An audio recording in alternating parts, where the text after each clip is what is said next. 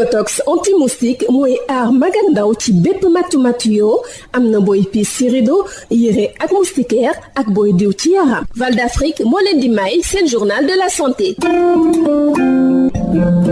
dal leen ak jàmm projet bi ñu duppee PINKS di projet intégré de nutrition et genre au Sénégal la ñu doon lancé ci diwaanu Kolda mu di ab projet boo xam ne dina jël en charge ñaar fukki junni ak juróom-ñeent ci ay jigéen yoo xam ne dañu toll ci njur ñaar fukki junni ak juróom-ñetti jigéen yoo xam ne ñu ngi nampal seeni doom ak juróom-ñaari téeméer ak fanweer ak ñeenti tout tànk yu toll ci fukki at ba fukki at ak juróom-ñeent projet PINKS nag dina tax ba ñu gën a ñoŋal lu soxal seen wér-gu-yaram ci wàllu njur ak nutrition ngir jàppale jigéen yooyu ñu gën a mënal seen bopp projet bi nag Affaires mondiales Canada moo ko financé ci lu toll ci fukki milliards ak juróom-ñaar ngir ñu wëyal ko ci diiru juróom-ñaari at El Hadj Aliou Sène mooy responsable nutrition bu projet PINKS ñu teewlu ko ci micro Amadou Diatta. dañoo ñëwoon Kolda comme nu ko defee si yeneen gox yi région Sédhiou Kaffrine Kédougou ñu ngi Kolda pour def lancement projet bi donc projet PINKS mooy projet intégré de nutrition et genre au Sénégal Dimbaya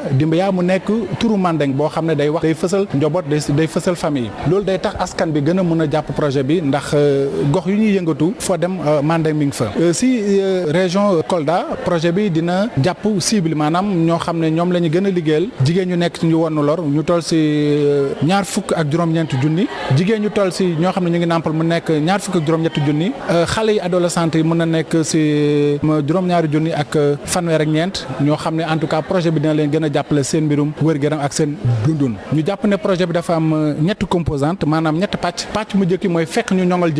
jigéen si lépp si koom-koom si wér-gu-yaram si dund ba jigéen en tout cas baatam mën a yegg foo xam ne war na fa yegg ñaareel bi ñu fexe ba lu ñuy wax doole góor ak jigéen mun a ànd mun a yem ba foofu fépp foo xam ne góor mun na fa toog ba wax ba jël décision jigéen mun fa toog ba wax ñetteel bi mooy askan bi ñu fexe ba wax ak askan bi si xam-xamle ba nga xam ne lépp day nekk gàllankoor jigéen ñu mun ko dindi fexe ba en tout cas fekk juróom-ñaari at ndax projet bi juróom-ñaari at la gouvernement Canada moo ko financé 17 milliards la ñu fexe ba fekk 2028 balaa ñu fi jógee lépp loo xam ne nekkoon na gàllankoor xale yu jigéen ak jigéen ñu toll si njur ñu mun ko saafara si seen dund si seen nekkin ak si seen ëmb ak imbi mun nañ jàpp ne Kolda am na coppite ndax projet bi bii mooy su ñaareel bi ndax phase bu njëkk bi Kolda bokkoon na si te résultat yi wax naa ko sànq ne boo gisee ñu ñëw toog fii tey am deuxième phase c'est parce que résultat yi dañ ko am si xeex malnutrition si xeex xiiboon si xeex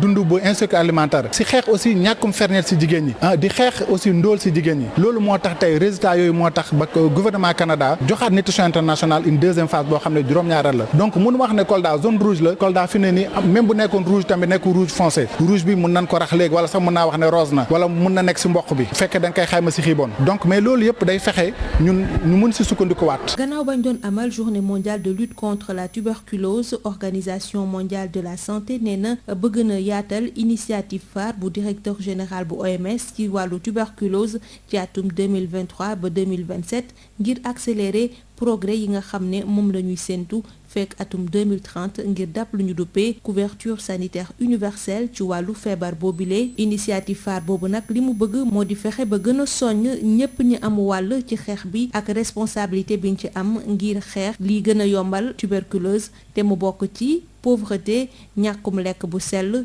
diabète VIH tux sàngara ak nekkin wu sellul moo tax ñu jàpp ne dafay baax ñu gën a yaatal initiative boobu ci jamono joo xam ne partenaires internationaux yi ñu ngi waajal réunion de haut niveau des Nations Unies bi nga xam ne bëgg nañu ko amal ci wàllu feebaru tuberculose mbokk déglukat yi fii la ñu yem ak yéen ñu yendoog jàmm.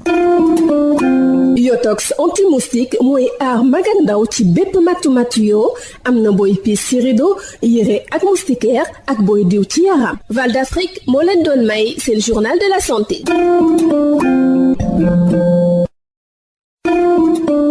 Biotox anti-moustique pour le corps, les vêtements, les rideaux et draps vous protège contre les moustiques chez l'adulte et l'enfant. Val d'Afrique vous offre votre journal de la santé. Bonjour chers auditeurs, lancement à Kolda du projet intégré de nutrition et genre au Sénégal PINKS. Ce projet va prendre en charge 29 000 femmes en âge de procréer 28 000 femmes allaitantes et 734 000 enfants âgés de 10 à 19 ans. Le PINGS va améliorer pour les bénéficiaires l'accès à des soins de santé de qualité, la santé de la reproduction et à la nutrition pour une autonomisation des femmes et adolescentes. Ce projet est financé à hauteur de 17 milliards par Affaires mondiales Canada pour une durée de 7 ans. El Hadj Aliou Sène, responsable nutrition à PINGS, que nous écoutons au micro de Amadou Diatta. Le projet PINGS, c'est le projet intégré de nutrition et genre au Sénégal, qui est un projet financé par les Affaires mondiales du Canada, qui constitue une continuité du projet PINGS. Le projet nous a permis d'avoir des résultats satisfaisants et Nutrition a soumis une demande au niveau du Canada pour au moins avoir une deuxième phase. Et c'est cette deuxième phase que nous sommes en train de faire le lancement dans les 5 régions cibles, que sont les régions de Kolda, Kédougou, Sédhiou, Kaffrine et Tambacounda. Nous sommes à Kolda pour lancer officiellement le démarrage des interventions du projet intégré nutrition et genre au Sénégal, PINGS Dimbaya, qui a été financé par les Affaires mondiales du Canada à hauteur de 17 milliards de francs CFA pour une durée de 7 ans. Et pour la région de Kolda, nous allons cibler 29 000 femmes enceintes, 28 000 femmes allaitantes et 734 000 enfants ados, surtout âgés de 10 à 19 ans, pour prendre en charge en tout cas des questions de santé, nutrition des femmes et des filles en tenant compte des aspects socio-culturels. C'est un projet qui va mettre le focus sur 3 composantes essentielles. La première composante, c'est l'autonomisation accrue des femmes et des ados pour au moins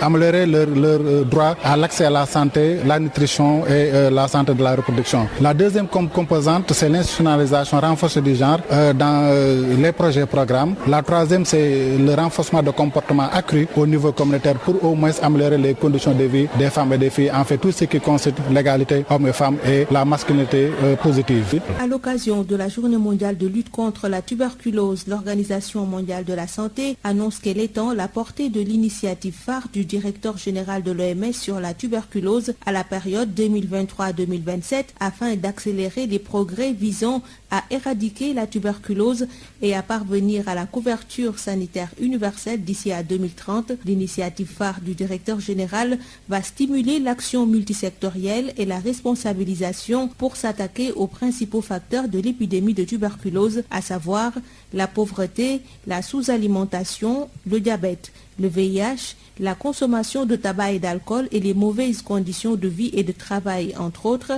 Il est indispensable et particulièrement opportun d'élargir la portée de cette initiative au moment où les partenaires internationaux se préparent à la prochaine réunion de haut niveau des Nations Unies sur la tuberculose. C'est tout pour aujourd'hui. Merci de nous avoir suivis. Biotox anti-moustique pour le corps, les vêtements, les rideaux et draps vous protège contre les moustiques chez l'adulte et l'enfant. Val d'Afrique vous a offert votre journal de la santé.